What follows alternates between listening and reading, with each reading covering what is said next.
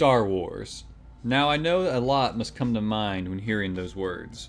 For some, it's nostalgic childhood memories, whether it's the original trilogy on that one gold VHS box or watching the Clone Wars movies and the animated series. Hell, even nowadays it could be the sequel trilogy and Rebels for some. Star Wars has had many eras that have adapted to its core audience over the last 46 years. For me personally, I was introduced to the original VHS as a youngling. I watched Return of the Jedi probably 100 times, which has remained my favorite Star Wars movie due to my personal nostalgia. But the Clone Wars will always be my favorite era. I love clone troopers and the various awesome Jedi from that time frame, and I always get chills whenever they showcase Anakin's transition to Vader. You've learned nothing. I gave you a choice. Live or die. I remember standing in a long line outside my local theater during a harsh winter in 2015, eagerly waiting to see The Force Awakens, not knowing the very long ride I would be strapping into the next 9 years with Disney Star Wars. Now, that's a term I dislike. Every time you hear Disney Star Wars, it is always in a negative light, even though there are so many great things that Disney has produced for Star Wars over these years.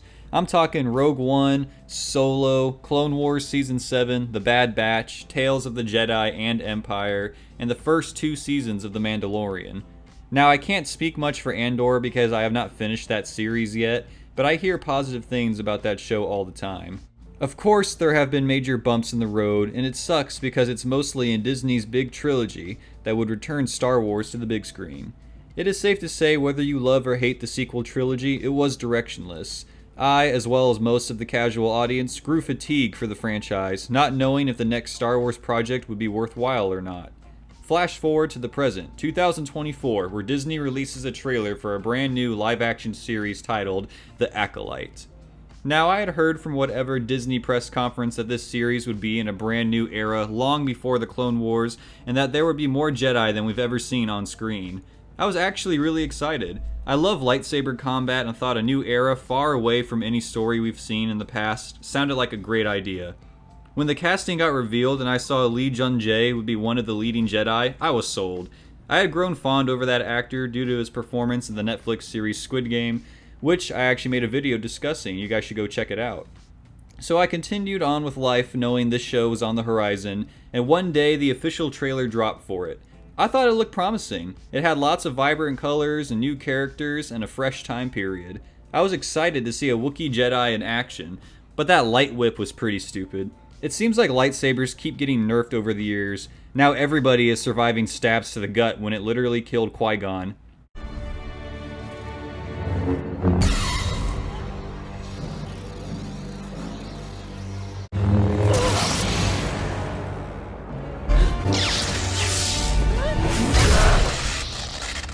Nonetheless, I was interested in awaiting premiere day. Now, with everything now, there was that vocal minority day one screaming woke over and over as if it meant anything. I understand those types of fans hate anyone and everyone that doesn't look like them or believe what they do. It's sad when a show brings in such talented actors and a diverse crew, and that is already the reception of the fandom.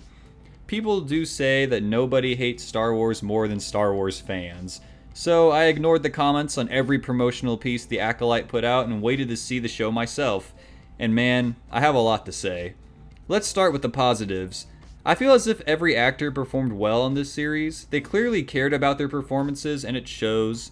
I love how Jung fast-tracked learning English just to star as Master Soul because he loves the franchise so much. And yes, I have seen the clips of Charlie saying Anakin blew up the Death Star when he meant to say Luke and yada yada, but I feel as if the cast here did exceptional. On the other side, the writing was absolutely atrocious. Character dialogue seemed robotic and strange, as if the showrunners had an outline of events they wanted to get to, but had no idea how to build character relationships or how to write dialogue. Despite this, the actors still managed to pull off their performances well. I must say that Lee as Soul and Manny Jacinto as Kamir / The Stranger were the obvious standouts amongst the crew. Also wanted to mention that it's weird Kamir is the only one using cortosis armor, which blocks lightsaber attacks. Shouldn't all the Jedi have that too, like just cortosis fucking gear? Anyways, I want to talk about episode 5 for a bit here before my other nitpicks. This episode was a huge shocker for me. The The whole series up to this point I thought had been very lackluster. I did appreciate the fight scenes shown in earlier episodes, like May versus Indara, and I thought floating Torbin's protective force field was sick, but episode 5 was a whole other beast. We get to see Khmer completely destroy some red shirt Jedis, and it was epic. If there is one thing this show does better than any other Star Wars media, maybe besides that duel between Obi-Wan and Anakin in Revenge of the Sith, it's their fight choreography. Every single fight is a good one, and the duels in episode 5 were phenomenal. Seeing Khmer using his helmet to bash lightsabers and Jeki dual-wielding halfway through a battle was nothing short of epic. This episode was also the standout of the whole series for me because of its shock value. It was obvious we were shown tons of Jedi so that we had characters to be killed off, but losing Jeki and Yord in the same episode was insane, especially with how violent Yord's death was. My jaw dropped, but I did find it funny how fast everyone moved on from it, especially Osha, considering they were supposed to have a history of them being friends. I mean, I know Yord was being arrogant towards her, but do you think she would be, traumatized a little bit more? Anyways, the next episode they have her flirting with the murderer on a sexy water resort getaway. I'd like to put my clothes back on. I'm wondering if it's honorable to kill me like this. About my other criticisms, one has to do with episode 5 as well. So in the previous episode, May ties up Khmer and says she is turning herself into the Jedi. Within a matter of minutes, she is back to trying to kill Jeki when she tries to arrest her. Like, didn't you just make a big deal about turning yourself in? I thought that was weird that, in the first place, you're on a personal revenge mission and you've killed other Jedi. The strange back and forth with the character's intentions is such clear evidence of lack of knowledge on how to write properly. Same thing can be said with episode 7. You're telling me the entire tragedy and reasoning for this plot in the first place is because Torbin just really wanted to go home? They couldn't think of anything better to escalate a battle between the witches and the Jedi other than Torbin was homesick and just rushed into their fucking coven. Some other things to point out is how certain things don't line up with the timeline. Like, how is Ki-Adi-Mundi alive? He wouldn't be around during this time canonically. Why not use Yoda? And yes, this was all written before the finale came out, so I'll get to Yoda in a bit. Also, having the witches create May and Osha artificially with dark magic or force powers or whatever, when isn't a huge plot point that Anakin was considered the chosen one because he was born through the Force instead of a father? So wouldn't May or Osha be the chosen ones then? I also hate how we have full episodes where nothing progresses. Episode 4 was a half hour of Jedi hiking before anything happened, and it was a cliffhanger for the huge fight in episode 5. Episode 6 also had nothing progress, but more vague bullshit of Khmer being like, I used to be good, I need an Acolyte. And May brooding and Sol nudging the fact that we don't know the whole story of how her village died. We knew that, and we could infer that Khmer used to be a Jedi because he had been trained by someone, and it's obvious he wants an apprentice because he has been working with May and... Anyways, I want to talk about the finale. So, I held off on uploading this until the entire show was released, and the finale aired, I believe, a night and a half ago. And I have to say, man, with episode 8, it is clear that we are getting multiple seasons, and I am most likely not going to watch from now on. Let me rant real quick, but first, I just want to appreciate the fight choreography yet again, because it's always been top-notch throughout the whole season. So I really don't care about the May and Osha storyline at this point. Everything is just so drawn out and annoying. That stupid Darth Plagueis cameo felt and looked cheap. Osha killing Sol for killing her mother was very disappointing and felt like it was just for the shock value, even though we all saw it coming. And from Sol's perspective, their mother turned into a fucking smoke demon and he tried to protect them by stabbing her. Why didn't he just say that before he got choked to death?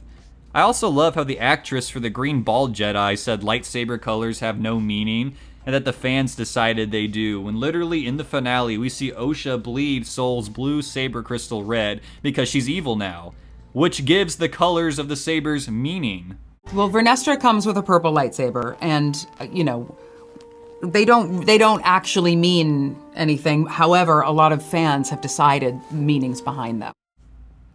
I mean, it's like nobody knows what the fuck they're doing with this series anymore. Sure, they deliver awesome fights, but at the expense of the universe.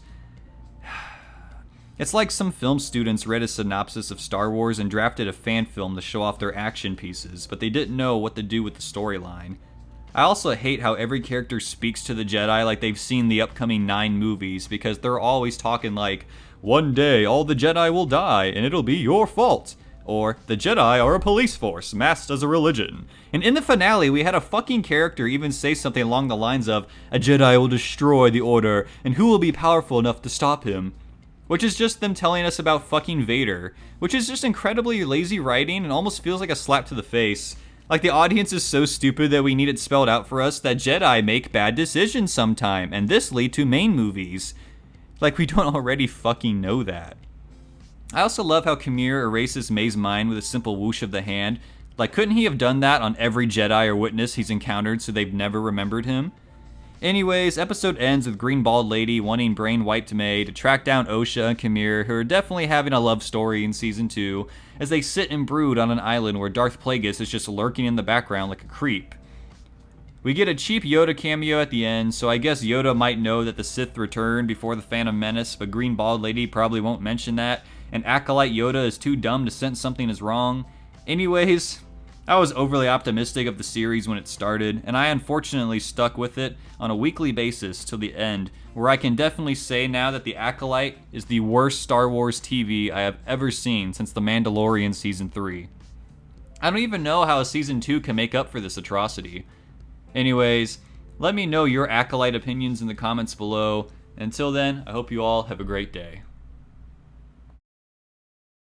Our constables are ill-equipped to confront battle droids.